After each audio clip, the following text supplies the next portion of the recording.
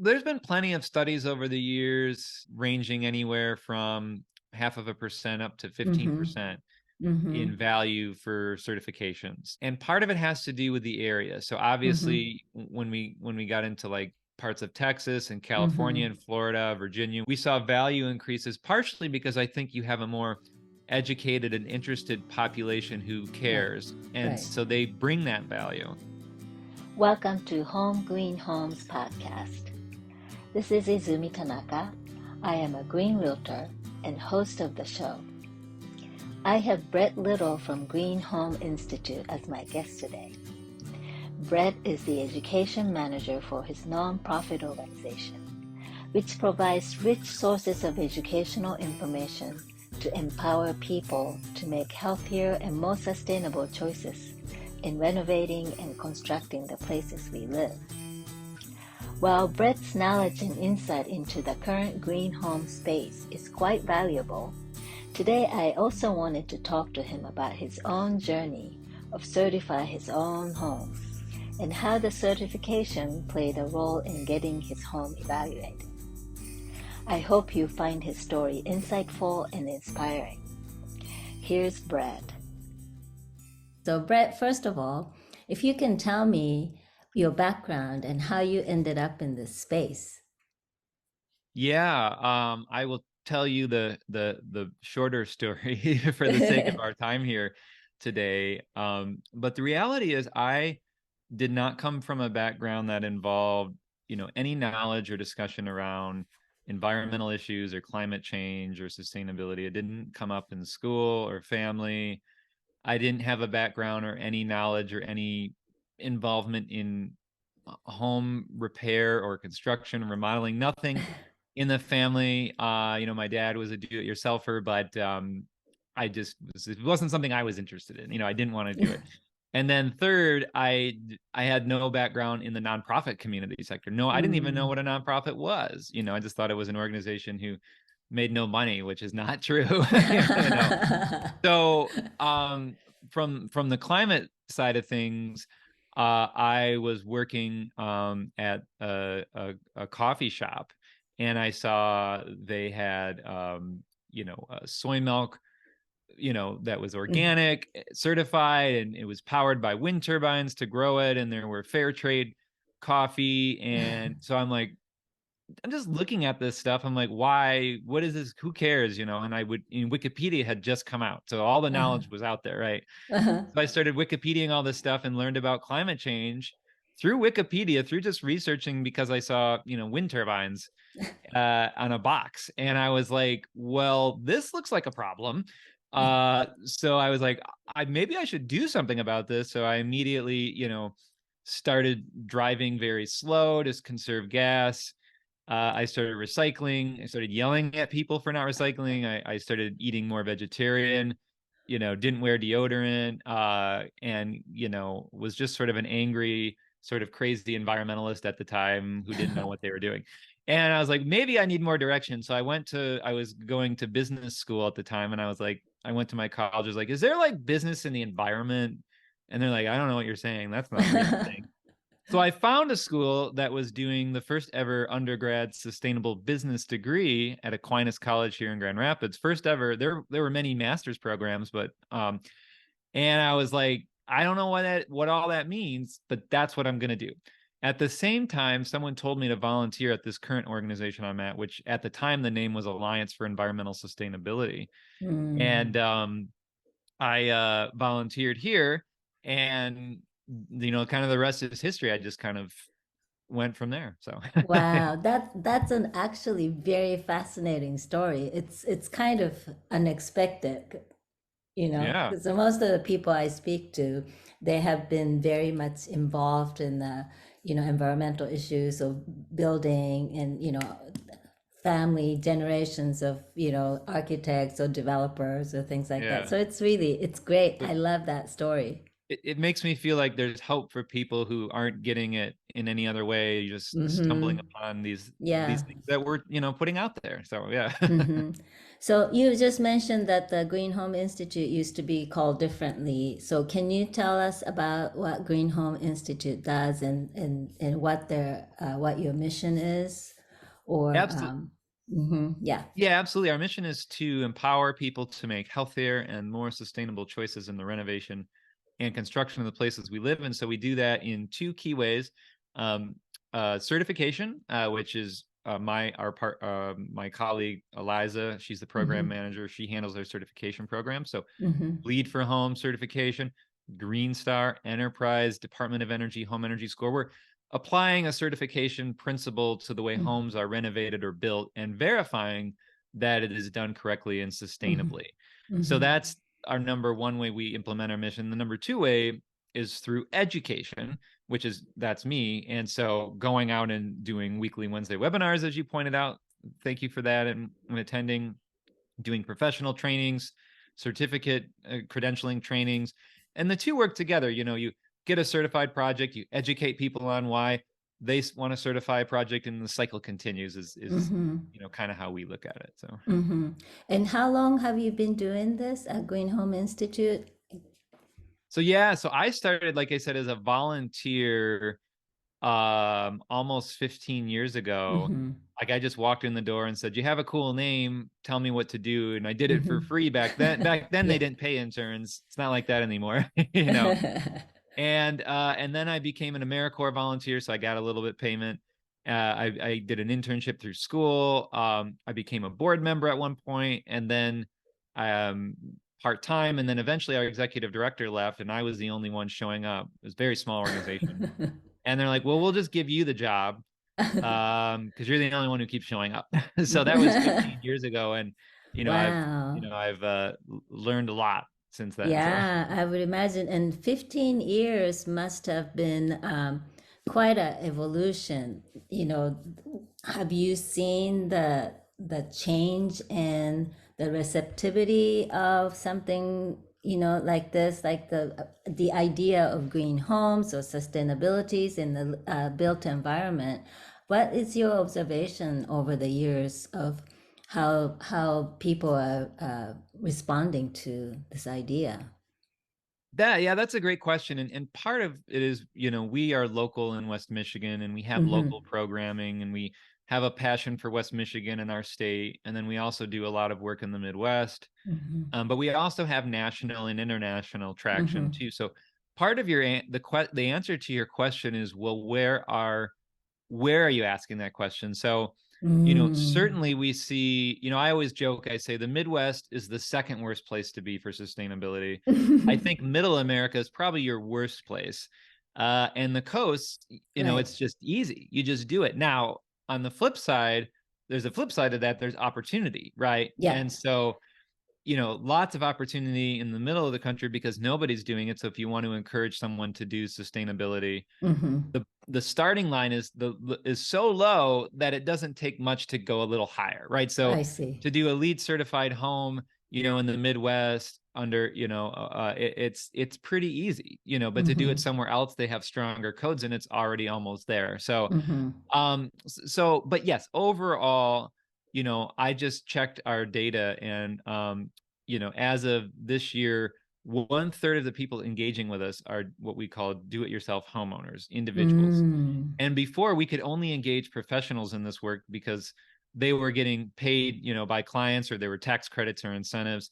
But now we just have so many just people building a new home, Mm. renovating their Mm-hmm. home. Mm-hmm. I mean, I can't even keep up with the, emails and phone calls, just all these questions, which is great, and it's like, how do you respond to that, because there's just so much interest out there. Mm-hmm. So Mm-hmm. yeah, absolutely seeing a lot of interest, but again, part of it has to do with, um, certain areas of the country or world. Mm-hmm. Mm-hmm.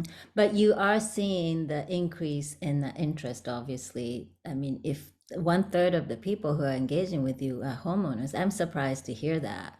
Yeah, I mean, just 5 years ago, it was maybe a 20th, 1/20th of Mm-hmm. our, Mm-hmm. the people we survey who attend our sessions out of the different Mm-hmm. types of professions, Mm-hmm. they were barely even registered. So, Mm-hmm. yeah. Yeah. Well, like myself, as I said, I have taken a number of workshops from GreenHome Institute, and you guys offer so many great information. And are you seeing that the geographically, are you seeing more people from different parts of the country attending, or do you still have majority from the Midwest or where you are? Yeah, we're seeing more geographical diversity of people, certainly Mm-hmm. because we're strong and have always been strong in the Mm-hmm. Midwest. Our number one, our major followers come from Mm-hmm. Chicago, Mm-hmm. Grand Rapids, and Ann Arbor, Michigan. Mm-hmm. Um, but then also all of our recorded on demand sessions have huge traction from California, the Mm-hmm. Northeast, Texas, Florida. Mm-hmm. So it kind of just depends on the medium. Is it I is it a see. live or I recorded see. session? Mm-hmm. And then also we're getting, interest, at least from the professional sector, in Europe, in the Mm-hmm. Middle East, in Asia. So yeah, it's picking up. Yeah. Mm-hmm. And are you the one coming up with the whole all the programming? It's we've been so fortunate. Nonprofits always leverage volunteers, and so Right. ours are a little bit unique. We're not calling someone up and going somewhere and doing something. Mm-hmm. Instead, we're finding people with really great ideas Mm-hmm. in the residential green building sector space, and we're reaching out to them and saying, hey, why don't you share your idea and we'll add a little more to the conversation. I So see. we have our skills-based volunteers. Thankfully, I cannot come up with all this great stuff. We have volunteers calling in, mostly from the United States, but to some extent, we have people from other Canada and other parts of the Mm-hmm. world Mm-hmm. who just talk about a topic we find interesting. Sometimes we'll bring two or three of them Mm-hmm. together. Mm-hmm. And then once in a while, I will lead our sessions, like I did a lead and electrification session last week. Mm-hmm. Sometimes that's to fill in space or just because maybe one day I do come up with a cool idea. So, yeah. That's great. Yes, there have been so many different webinars that you've offered that I found very, very helpful. But today I want to talk about your own home because I know that you recently got your home certified at platinum level with Pearl Mhm. certification. Yeah. Um, and because of where you are and what you do, I know you have other certification you're familiar with other certifications. So Yeah. I'd like to talk to you about the role of certification, but I just kind of curious to know what your process was, what your journey looked Mhm. like of your getting your home to that level of sustainability. Yeah, well, for me, I'm out there telling people to certify their projects and educating them. So it, you know, I had a bit of a shoemaker shoe syndrome in that, I'm spending so much time helping other people, I can't help my own home. But also, I think I can't be telling people to do this if I don't do it. So this is the second home I've certified. Oh, I wow. actually purchased a home, a much older home. It's coming up on its 100th birthday Wow. soon, which I'm sad I'm going to miss it because I don't own it anymore or live there anymore. But Uh, so I got that home a decade ago, and we it came in at a HERS rating of like 150, and so we did some energy efficiency work. We dropped it down to the 60s, so like mm-hmm, massive energy efficiency improvement, and we got it mm-hmm, Green Star certified, and eventually got it a home energy score of 10. When we went to go sell the home, we were at in the top of our market. Just in 2016 is when things started going crazy around the mm-hmm, country. mm-hmm, A lot of people forget that, but this home value thing has been happening since 16 in certain markets, mm-hmm. where you would list your house, you would get 3 bids within 1 second, all over price. Right, Good problem to have, bad problem when you're trying to sell green because you want that green to show more value, and it's right. hard to get more value when there is not much more value to get. Mm-hmm, However, with that being said, when we were doing the financing for the home improvement project, we cycled through four different appraisers, And I just asked the appraiser, would you consider green? No. Okay, next. Would you consider green? No. Okay, next. And we got on the fourth person, and I was like, all right, I'm gonna give up after this one. And the person just said, let's let's think about it. And I was like, I'll take it. It's 2012. It's West Michigan, that's as best I can get. So they told me they were able to eke out 2% more value on the home. And this was when I was buying it. So and that gave me more borrowing power to borrow more money to do the improvement. Right. So this is important. This was 10 years ago in West Michigan. So when we went to go sell the home, we filled out a green seller's disclosure, gave away all the certification. And I was told by my realtor in passing that the homeowner, didn't understand all that stuff, but really appreciated it. And that just kind of made me feel like I'm doing the right thing, right? Like they just went out of their way to say they appreciated that kind of work. Now, whether they paid more for it, probably not. It just wasn't practical. But Yeah. fast forward to today when we went to buy our new home, it was a bit of a newer home. So good news is we didn't have to worry about thermal envelope. So it was built, 20 years ago to almost to today's energy code. The builder did a pretty good job building beyond the code in most cases. But they still installed just your traditional low efficiency mechanical systems. So I This got was a real newly built home that you 20 years. bought? It was 20 years old. Well, Oh, now it's okay. 20 years old, but back then it was 15 years old. So, but it had the mechanical systems of that day, of that time's code. Right. So the mechanical systems weren't great. Old natural gas combustion unsealed water heater, 80% efficient furnace, thankfully sealed, Sear 10 air conditioning system that was just chugging along, could barely keep up. Old bath fans that weren't Energy Star, and incandescent lighting everywhere. And that's not the builder's fault, but anyway, so for us it was like, all right, I don't have to worry, at least in this house I don't have to worry about air sealing and insulation. Had a pretty good thing, so I can focus on mechanical. All my mechanical systems are failing. Like, I was happy. Most people are sad when their furnaces are breaking, but I was very excited because now I'm like, I can go heat pump. So the first thing we did when we bought the house is we had our GreenHome inspector come in and do the home energy score, do the evaluation. I know enough, so I was able to do some of that, my evaluation myself, get the blower door test done. And then, we got a home energy score of 7. And then, started putting a plan together, and, started raising, funds, right. To do the work and to try to do the funding, and then determine if we wanted to do it all at once or, at another time. And so, I actually spent quite a bit of time talking with contractors, over the years. And also, I just am lucky and I just know people, and most people don't know people, right? It's my day job to know these people, Yeah. So I started getting a sense of who I wanted to work with and having conversations. At one point our water heater died very early. So that was sad. And so we had to move quickly to get a heat pump water heater installed. And so we did that. So, I have had that now for 5 years, and I've been able to test that out and see that, even though our electric rates here in Michigan are expensive and our gas rates are cheap, by going from gas to a heat pump water heater, it was neutral as far as energy bills go. Wow.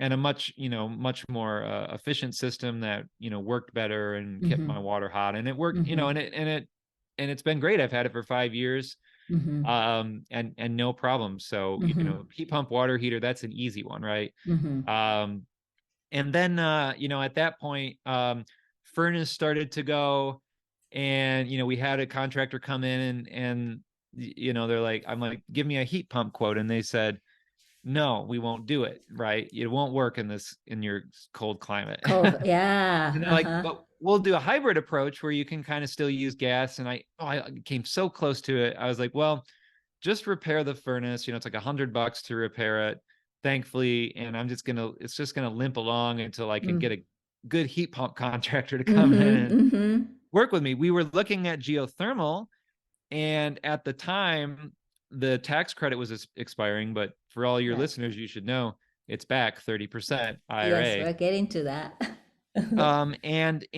But the big problem is they wanted to kill all these trees I have in my yard to put in the geothermal, or they could drill down and charge me another $5,000, and it would be more energy efficient, but it's $5,000 Wow. more dollars, and the tax credit had just expired. So Yeah.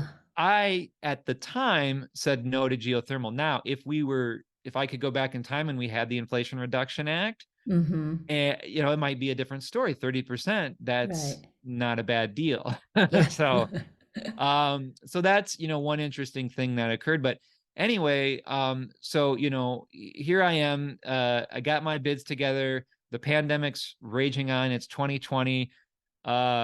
Interest rates are crashing. Mm-hmm. And prices are going down because nobody's doing anything quite yet. Mm-hmm. And so I'm like, now is the time to do it.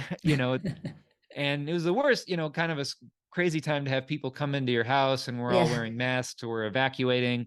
But it's like, we got to get this done. And I was able to refinance my house at a much lower interest rate, which Yes. gave me the money to pay for this project. Mm-hmm. On top of that, we had our appraiser come in and they said, okay, you have solar, but that alone is not going to give you any more value. They Mm. said what's going to give you the value are two other things. Number one, we see three other people down the road from you had solar and had some kind of refi, or they bought the home or whatever. Like, and it showed up in the appraisal.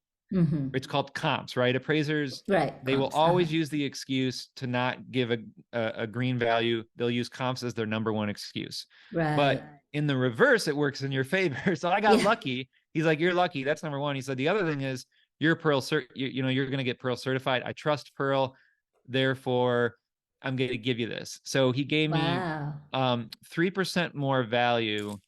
He didn't care about the heat pumps. He didn't care about the ventilation systems. He didn't care about my home energy score of 10 that went from 7 to 10, even though there's evidence of value jumps for those. Mm-hmm. He didn't care I was pursuing Green Star certification, or that I had water filtration, even though Michigan is going through huge water quality issues. Yes. He said none of that stuff matters. He said the three things are solar, Pearl, someone else had solar, and he's like, I'm gonna multiply your value by the times of the cost of gold and oil. Wow. It makes no sense to me, but and that was it. And so I got 3%, and I was able to borrow again more money to buy the solar and do the project. So Wow. um that's that's kind of my Pearl.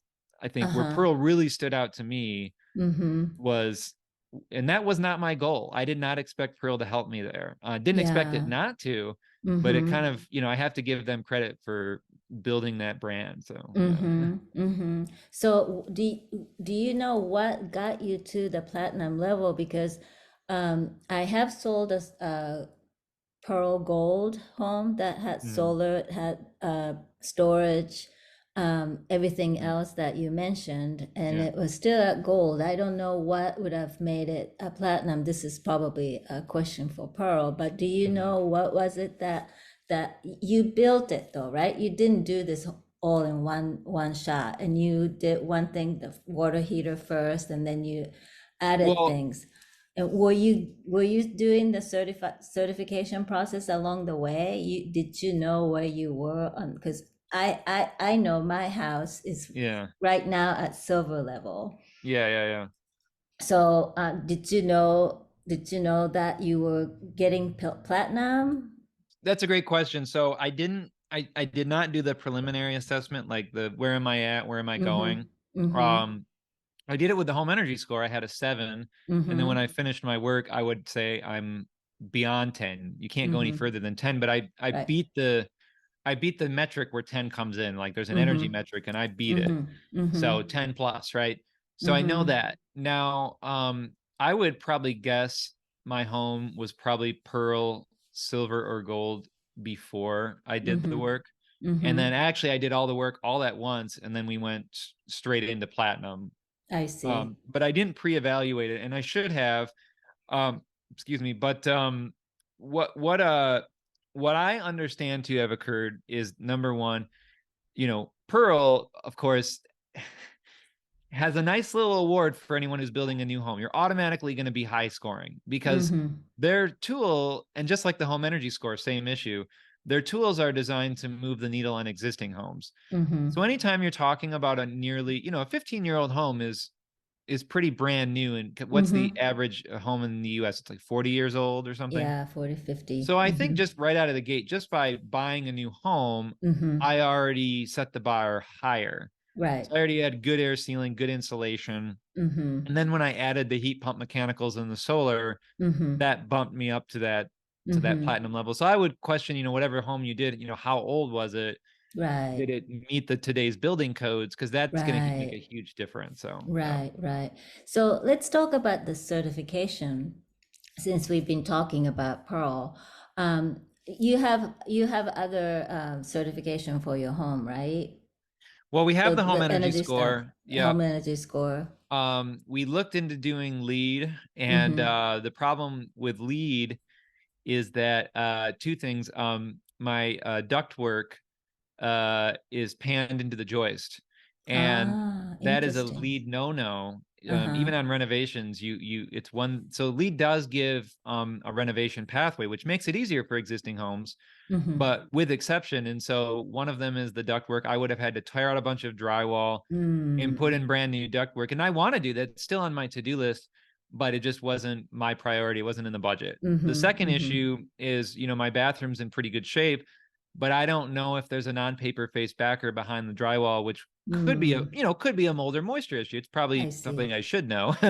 And there may be nothing back there. I have Right. to punch a hole in it. And if I'm going to punch a hole in it, well, then I got to fix it. So lead was says you have to have that non-paper face backer in there. Mm-hmm. uh so those two things, I think, otherwise I was kind of in line for lead silver. Mm-hmm. um I am, I did look at, I was meeting certification under a Green Star standard under the old version, but Mm-hmm. I want to make sure I use the newest version. So our newest Mm-hmm. version has some additional requirements for durability. So Mm-hmm. one thing I found in my home is that I have a unsealed crock pot right now Mm-hmm. that just has condensate lines dumping into it, and it goes Oh. nowhere. And the crock pot doesn't have a sump pump in it because I'm in a well draining sandy soil area, so there's not a risk of flooding. But Mm. it is dumping all of this condensate in there, which is a moisture problem. So to do a temporary solution, I have a whole home dehumidifier down there. And if you want to get confused for a second, imagine a whole home humidification system, which I have running in the dead of winter, pumping humidity into my house. Yeah. Simultaneously, a whole home dehumidifier is running to drive humidity out of my house. Like last winter, I'm like, my head is hurting. And the reason Wow. is because the whole home is dry, but the crawl basement space area, because it's got some air sealing issues and because it Mm. doesn't have a crock pot sump and it's dumping condensate, it has Mm. humidity trouble. So Mm-hmm. that whole home dehumidifier is using a lot of power. It's fixing it, Oh, but I would still wow. call that a durability risk. And so Green Star requires that you have to mitigate all durability risks before you can certify as a bare minimum. Mm-hmm. So Mm-hmm. I'm calling that a durability risk, and I'm, saying I got to get that fixed and then I can certify. Yeah. So when you already answered my question earlier about how Pearl helped you with the appraisal. Yeah. What is your thought on the roles that all these different certifications play in terms of evaluating or um, just simply the valuation of different properties and homes? Like bringing up their value.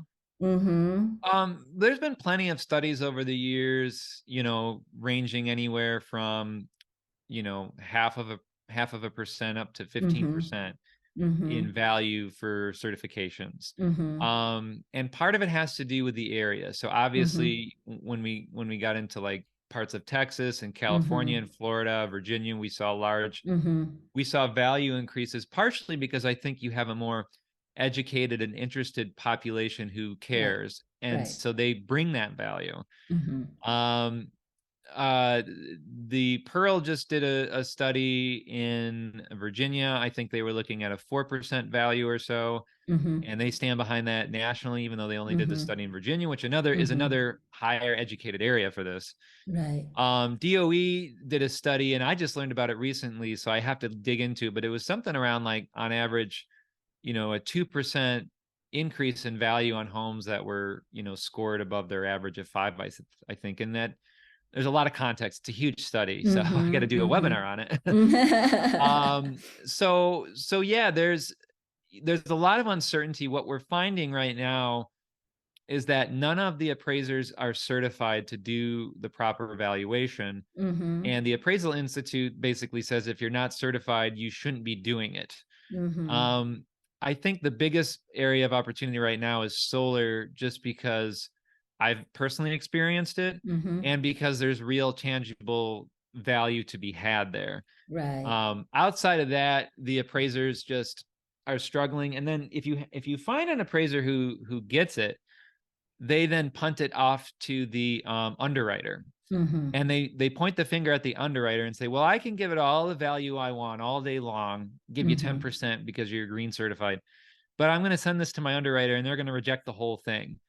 And if you talk to the underwriter, they point the finger at the appraiser and they say, well, if he doesn't send it to me that way, I don't get it. And so it's when we have this, and we might do a session called the green building finger pointing game, where we've noticed people are like, well, it's their fault for this. And I'm just Sure. like, oh my gosh. So that's where we're at. That's, we're in a world where appraisers and underwriters have been overwhelmed with the mortgage industry, and things are slowing Mm-hmm. down, and now we've got to Mm-hmm. educate them. So we have a session coming up on December 6th Mm-hmm. to start that conversation. So I'm excited about that. I So can't wait. I can't wait. Yeah, it's true because we had this interaction on LinkedIn. I had the listing that's certified, and but as a realtor, we can't name the appraiser. We just right, nobody can the pick the appraiser, right? Yeah. lender has to order the appraiser. Yeah. So whoever appraisers we get, we can ask them, can you please find an appraiser who are familiar with some green, Yeah. features and whatnot. But it's hard to find.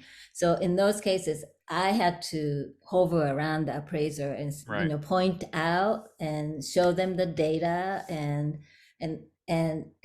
make sure that they understand. So it's still a long way, and that's why I asked the question about the certification, if it can play a role to back up the claim that, Yeah. okay, this is value.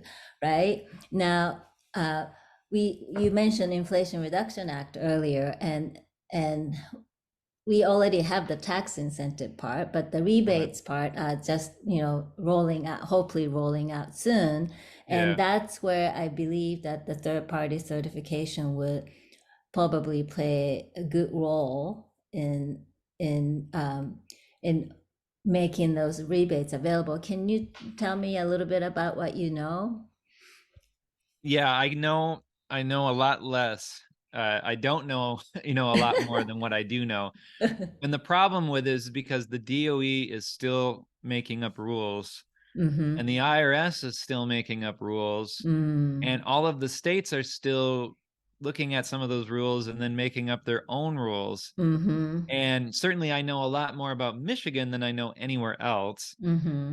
And I would suspect Michigan's going to be in your top states of more interest to make this easier for people and Mm-hmm. move quicker, Mm-hmm. versus other states where there are states who are flat out rejecting this money, Yes. and then all the way in between. Mm-hmm. So part of it is, who is your state, who is your energy office, lobby them, Mm-hmm. ask them what their plans are, and hold them accountable and say, this is money, and Mm-hmm. you as a state need to accept this money from the federal government Mm-hmm. and use it, and Mm-hmm. that's a responsibility you have. So thankfully some people are luckier than others, in their states.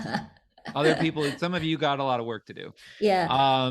Now, outside of that, another problem is, what we are understanding is that, yes, there probably will be some kind of third party verification mechanism to ensure that the money is well spent and that the products are installed correctly and commissioned correctly and that ratings are being done.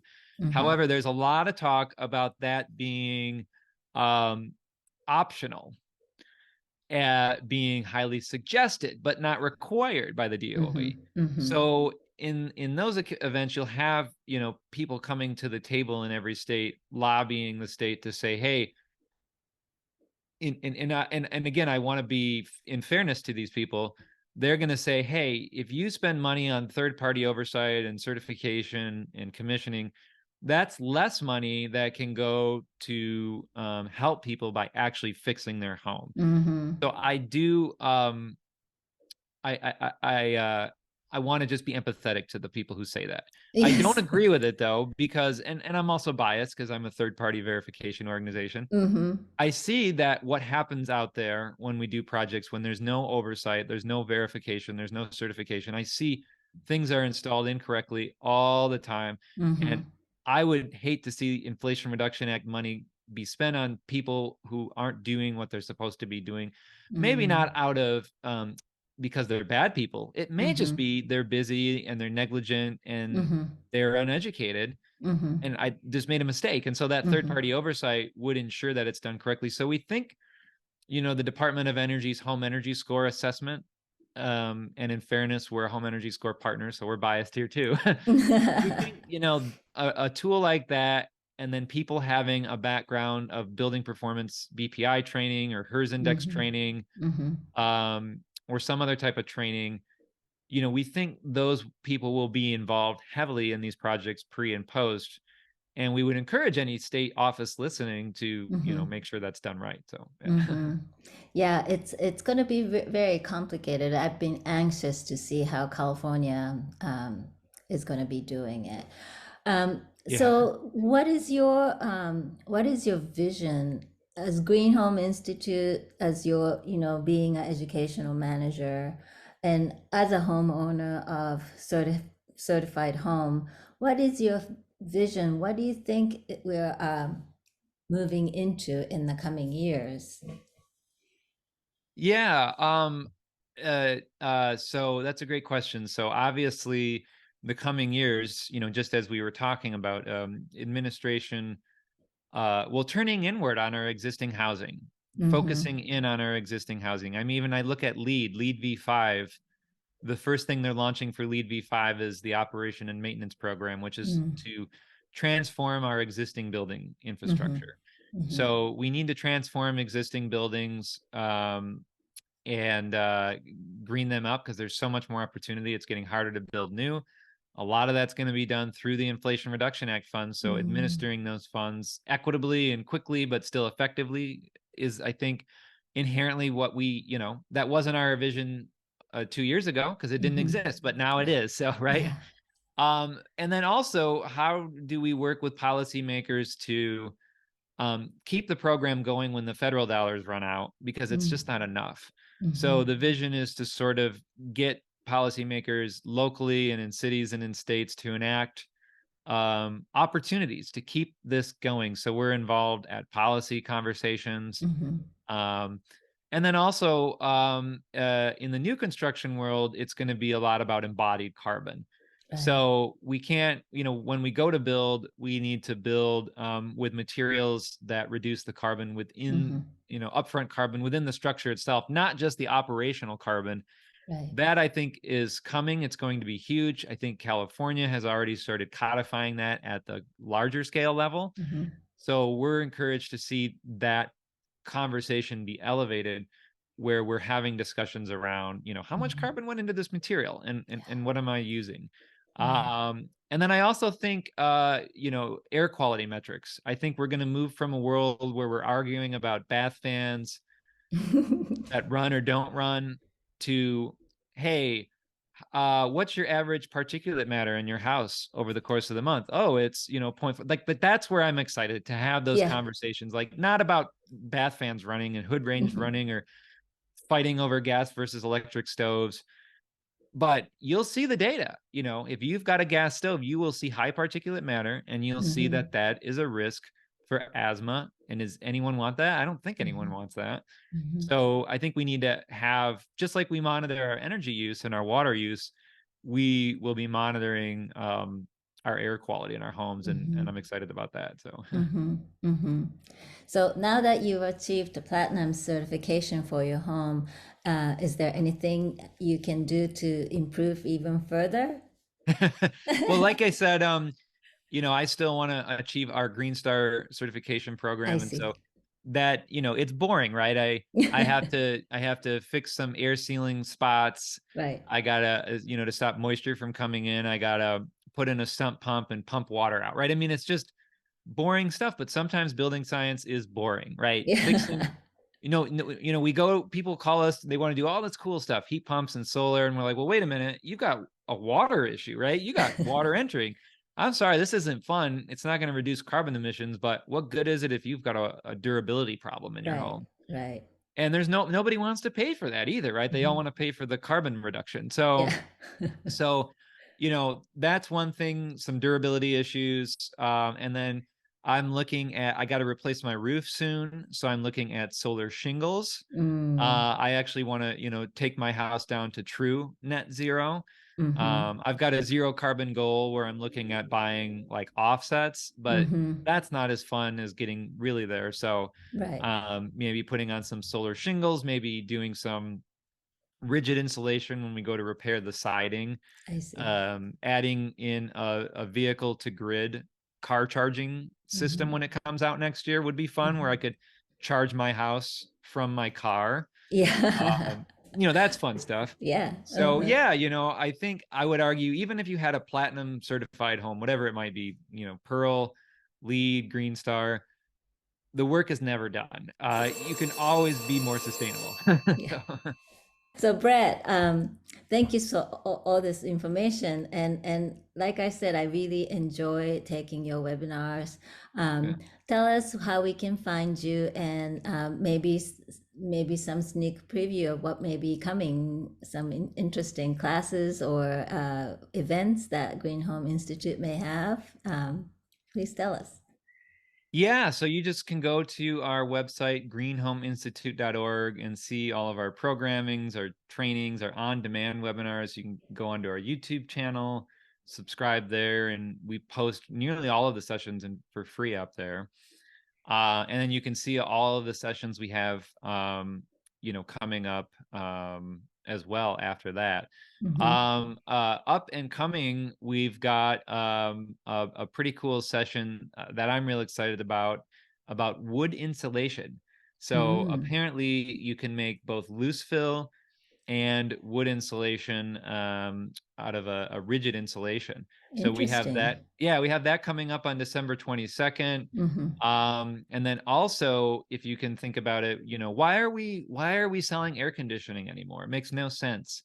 And so the idea of having a heat pump system that can be tied to an existing furnace, and it can Mm, be used to do it air conditioning in the summer and then do cooling or do heating on the shoulder seasons until you need that gas furnace. So we're having a session on, it's called Heat Pumps Can Be the New AC, and it's a whole study that's done on December 13th. So I'm excited for some of our December sessions coming up here on mhm. on those two topics. So Great. I look forward to attending those classes. Thank you so much, Brett. I'm really grateful that you spare some time with me, and I look forward to being on your class. yeah, thank you so much for having me out. I really appreciate it. Thank you. And this was Izumi Tanaka with Home Green Homes podcast. Thank you so much.